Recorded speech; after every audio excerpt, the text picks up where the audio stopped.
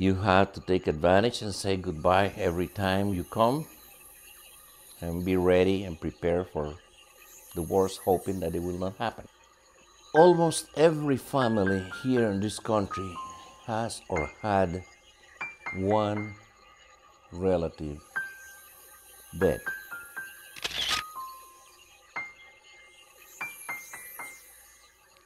During the war, or killed during the war.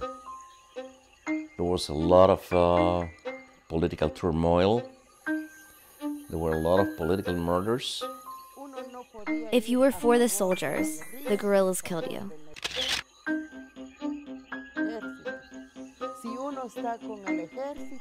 If you were for the war, then the soldiers killed you. The soldiers killed many people.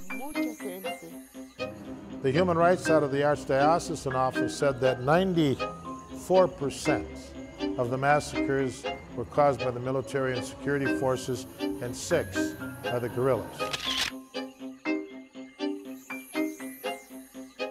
And the one from the United Nations human rights people said 96% by the military and 4% by the guerrillas.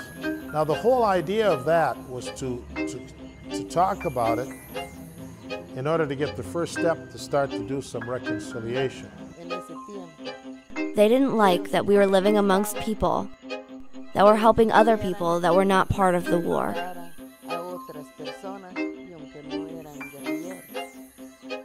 The Civil War in Guatemala started in 1954 when the military, assisted by the United States CIA and the United Fruit Company, overthrew the government because the military thought the government was too liberal. In 1996, a peace agreement was signed between the guerrilla parties and the military.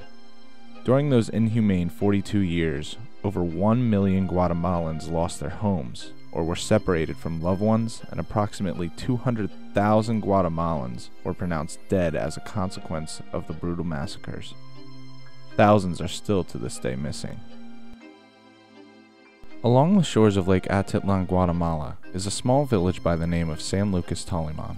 The San Lucas Mission is a parish within the community that is dedicated to creating development programs to help local Mayans bring themselves out of poverty. Each program is created to build skills so the Maya will become experts and economically independent.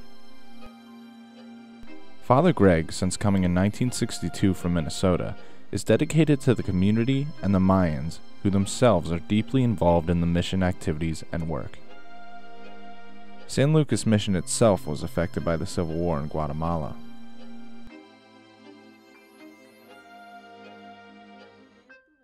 I had to pass many nights that I couldn't sleep in my house to protect my children. We had in-country refugees with us, and some of the stories they told were frightening. Fell up in the attic of a house looking down, watching the death squad come in, shoot his wife looking for him. Well, when he came down, what did he do? He joined the guerrillas. The war had a devastating effect on Guatemala. However, the San Lucas Mission's programs are rebuilding and healing the turmoil of the last 54 years. But much more remains to be done.